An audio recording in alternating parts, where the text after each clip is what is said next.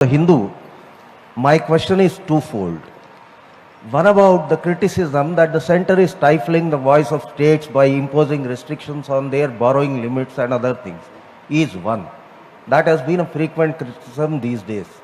The second one is about the cesses and surcharges.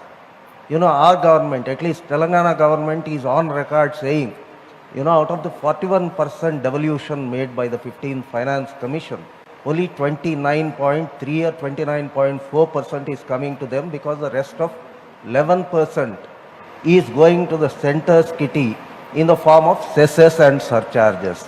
Can you elaborate on these two? Your first question was on States, restrictions on states' borrowing capacities. there is an article in the Constitution, Article 293, which very clearly says that the center will look at states borrowing, and during the pandemic we had expanded it, and when during the pandemic we had also to borrow and give the states, we had made sure that we do a back-to-back borrowing and give to the states for the GST compensation as well.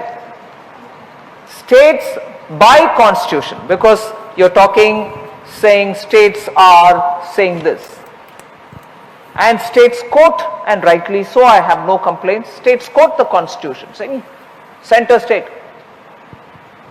The article in the constitution gives the center the right to make sure that the borrowings are kept within a certain limit, and that limit is equally applied to all states. No one state can get more and the other one can get less. None of that happens. So the overall borrowing in this country will have to be in somebody's hands, and that is provisioned in the constitution, and that's exactly what we are doing. And to say that we are restricting them from borrowing, no, you want to have over and above what has been given as borrowing limit for your state, 3% then increased to 4% during the pandemic. So when the borrowing requirements of a state becomes far more than what has been allowed, there are voices coming saying you can't restrict me from borrowing. So there is a very well established over the last 70 years practice of, per the constitution, center looking at the borrowing limits of the states. It is not new. It has not come in 2014. It is not something which we have changed it to the disadvantage of the states. So that's my answer to your first question. The second, would you just remind me what was the second? 1 minute. On the 41%. It's all right for me to now read up as to how many this state has got, that state has got. In the parliament, on the cesses and surcharges, even during this budget speech discussion, I have shown how much more than what has been collected under one head of the cess, more has been dispersed to the states even under that head.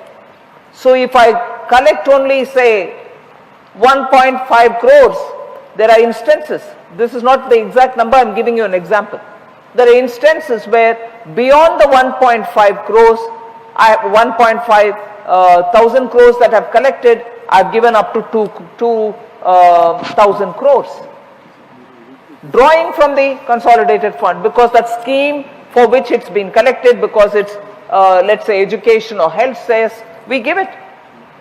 And similar is the case also with the compensation cess.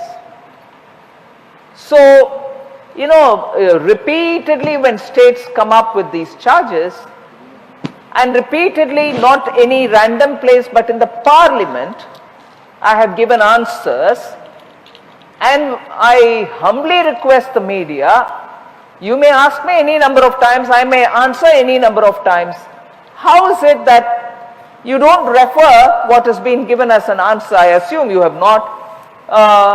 Parliament may, this was given as a reply, over and above this, do you still hold that charge? You should ask them. Parliament is not a, a place where you can forget the answer given. It's the fundamentally primary and highest place in a democracy, elected parliamentary democracy, where I'm standing up to give the answers with the data in my hand. I would humbly request the media, pause it and say, is it true? Is this answer not right?